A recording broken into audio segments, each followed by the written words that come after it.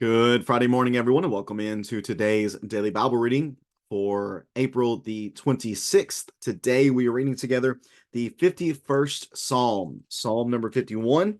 The translators have supplied a title for us, a prayer for restoration.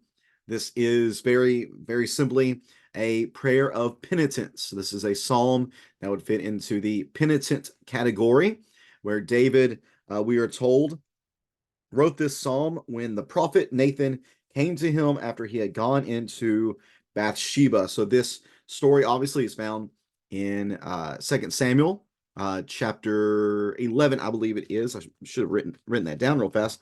Let me double check my work there. I feel pretty good about this.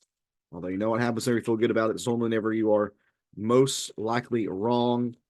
I do feel pretty good about 2 Samuel 11, and I am, for once, I'm actually right about that. Well, okay, never mind. I guess if we're being technical, the offense takes place in chapter 11, and the conversation that David has with Nathan is in chapter 12. So I think a fair teacher would give me at least half credit for that one. But the story behind this psalm takes place in 2 Samuel chapters 11 and 12. And I don't want to say too much about it because I actually do want to preach on this from this text on Sunday to go into much greater detail than we can in a short daily reading like we have going on right here. So if I do not go in as great of depth in this psalm as you would like for me to go, don't worry. Come back Sunday, or at least be there Sunday for our worship assembly starting 11 o'clock, or you can tune in through YouTube if you are not local, or on Facebook as well, on our Loudoun Church of Christ Facebook page and the Loudoun Church of Christ YouTube channel. You can tune in there and join in to this particular study that we're going to have on Sunday morning from this psalm.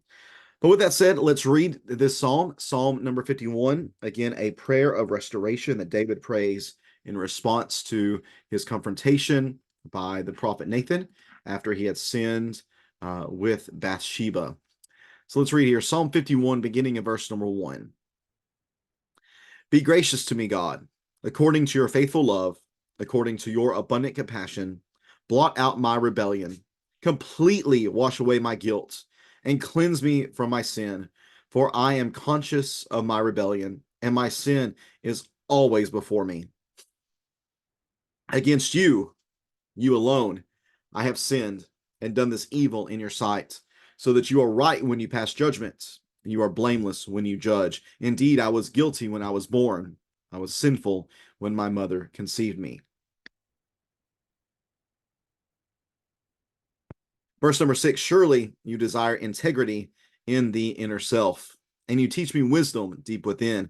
Purify me with hyssop, and I will be clean. Wash me, and I will be whiter than snow. Let me hear joy and gladness. Let the bones you have crushed rejoice. Turn your face away from my sins and blot out all my guilt. God, create a clean heart for me and renew a steadfast spirit within me. Do not banish me from your presence or take your Holy Spirit from me. Restore the joy of your salvation to me and sustain me by giving me a willing spirit. Then I will teach the rebellious your ways, and sinners will return to you. Save me from the guilt of bloodshed, God, God of my salvation, and my tongue will sing of your righteousness. Lord, open my lips, and my mouth will declare your praise. You do not want a sacrifice, or I would give it. You are not pleased with a burnt offering. The sacrifice pleasing to God is a broken spirit. You will not despise a broken and humbled heart, God. In your good pleasure, cause Zion to prosper. Build the walls of Jerusalem. Then you will delight in righteous sacrifices, whole burnt offerings, and the bulls will be offered on your altar. Psalm number 51. Again, the background is the sin that David has committed against Bathsheba. Again, the background for the text of that story is 2 Samuel chapters 11 and 12. But this, again, is in response to the conviction that he feels after having been confronted by the prophet Nathan. And after Nathan has told him, after giving the short parable, the short story about the rich man and the ewe lamb, and the rich man and the poor man and the poor man's little ewe lamb. Now the rich man stole that, ripped that away from the poor man and served it to somebody as a meal. And David is incensed by the lack of love and compassion shown by the rich man. Nathan says, David, you are the man. So you can imagine in that moment the again conviction of heart. You can imagine the cutting feeling that he experienced in his heart, knowing that he surely was the man, and that he was guilty of great sin.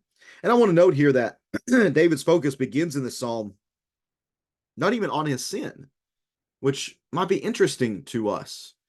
That he doesn't begin with his sin. And the reason he doesn't begin with his sin because he's going to begin with the thing that's even greater than his sin, which is God's grace, God's faithful love, his abundant compassion. And he knows that it is only God's grace, faithful love, and abundant compassion that can blot out his rebellion, completely wash away his guilt, cleanse him of his sin. And David needed this because verse number 3, he's constantly staring in the face of his rebellion now. His sin is staring him in the face. Whenever he looks, that's what he sees is his sin and the guilt of it. And this is so strong that he speaks, I believe, with great hyperbole in verses 4 and 5 when he says, "Against you and you alone I have sinned," which isn't true. He also sinned against Bathsheba, and he sinned against Uriah, and really he sinned against the entire people of Israel. He was the king, and he should have set the example for what a godly person looked like, but he didn't. So it wasn't just that he sinned against God, but the greatest guilt that he felt was toward God because God had been so good to him. And here was David spitting in his face. And he acknowledges God's righteousness in being able to pass sentence on those who have sinned. And he recognizes again just how deep his sin goes and how much weight and how much the weight of sin is weighing on his shoulders, that he uses again what I believe to be hyperbole in verse number 5, where he says, I was born guilty. I was sinful when my mother conceived me. Again, I don't think that he is making a theological statement there about the nature of sin in individuals, because the scriptures are clear. It's the one who sins that is guilty. And whenever we read texts such as Deuteronomy chapter 1 and verse 39 or Isaiah chapter 7 and verse 16, we read language there about there comes a point, or there is a point in the life of every person whenever they don't know good or evil. So how can you be guilty of something that you don't know, that when there's not the ability to be conscious of that sin, especially as a child? Was David really sinful? Had he committed sin so as to be guilty at the moment of conception within his mom's body? No, again, I believe this very strong hyperbole being used here. And again, this is all built upon the gravity of David's sin and the weight of that sin upon his shoulders. So again, he relies upon God and God's desire for integrity, God's desire for David to live by wisdom and to be a righteous person. So again, he asks God. God alone can do this. Only God can purify. Only God can wash. He asks God to allow him to feel joy and gladness again, to restore the bones that he had crushed, to turn his face not away from him, but to turn his face away from David's sin, and to blot out his guilt. He knew that God was the one who could create in him a clean heart and renew a steadfast spirit within him. His desire was that God would not banish him from his presence or take his spirit from him. The idea in verse 11 is the same as whenever God did banish the people from his presence, whenever they went into captivity. So therefore, God, restore the joy of your salvation to me, sustain me by giving me a willing spirit. Excuse me. And then verse 13, notice that David is not just going to then rest upon God's salvation, but he's going to respond to it in an appropriate way, which is by teaching the rebellious your ways and helping other sinners to return to him as well. Again, God, save me from the guilt of bloodshed, God of my salvation. And notice this response again, and I will sing of your righteousness. Open my lips, and my mouth will declare your praise. And these are all the responses of David to God's salvation. Nobody recognizes that these things are built upon the restored reality of his heart. He makes what might seem to be a strange statement in verse 16, that you do not want to sacrifice, or I will give it. You are not pleased with burnt offerings. But didn't God spend a lot of time within the writing of the Old Testament telling that he did want burnt offerings, that he did want sacrifice? So how does that jive? Well, I think what David is getting at here is that you don't want just offerings given out of tradition, or given out of habits, or given heartlessly. But what you want is a heart that manifests its desire for you, its broken spirit to you through these sacrifices. Remember, the sacrifices, especially the blood offerings and such, were given as atonement for the sins of the people. So these offerings are given out of the contrition of one's heart. That's what God desires. He wants the contrition of the heart, and it's just simply manifested in the sacrifice that is given. So at the end of the day, David says, according to your good pleasure, cause Zion to prosper and build the walls of Jerusalem. Then you will delight in righteous sacrifices. Whole burnt offerings and bulls will be offered on your altar.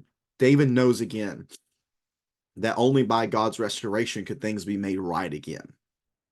Only God can make things right by what he mentions to begin with, his grace, his faithful love, and his abundant compassion. Those things are even greater than the weight of sin that David carried. And he knew the only way to unload that weight of guilt from himself was to lay it at God's feet. To lay it at God's feet, accompanied by a broken spirit, accompanied by a humbled heart. What a great response here we see from David toward his sin. And I do look forward to studying this further with you on Sunday morning for our assembly hour at 11 a.m. And of course, we have Bible classes at 10 a.m. before that on this upcoming Sunday, April 28th. I do appreciate you tuning in for this reading today. If you have any questions or comments about this text, please feel free to leave that in the comment section below. And just maybe I will look into those further for Sunday. But we are excited for our time together on Sunday. We're excited for our reading continuing on Monday. We'll be in Psalm 52. And I also encourage you that if you are watching this soon after it goes live on Friday morning, please keep our sister Carolyn in your prayers as she goes in for her surgery this morning. Please be praying that everything goes well with her, that the doctors do well, the surgery is completed well, that her body heals and recovers and adjusts well to its new condition. Again, taking out part of her colon to address the mass that they have found on it. Very thankful that things look as good as they are, and hopefully they will continue to be good and positive for our dear sister. Continue to pray for her and show her our love and support in the next 3 days, as she has to stay for 3 days there at the hospital as part of her recovery. Again, thanks so much for tuning in today. Hope you have a great rest of your Friday. May God bless you in all that you do, and look forward to seeing everybody on Sunday morning, and then back here on Facebook and YouTube for our reading Monday morning. It's in Psalm 52. We're going to read about God judging the proud. Looking forward to that reading then. Take care and God bless.